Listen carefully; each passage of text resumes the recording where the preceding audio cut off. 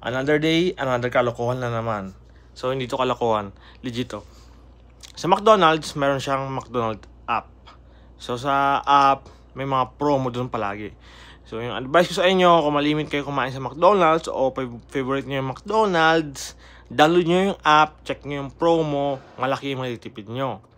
Makikita nyo dito, ayan, 149 na lang, 135.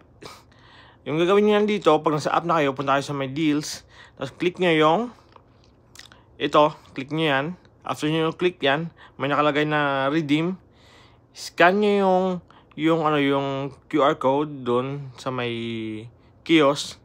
Tapos, yun, bayad na kayo. Malaki may tipid nyo. Yun yung mga tipid hacks.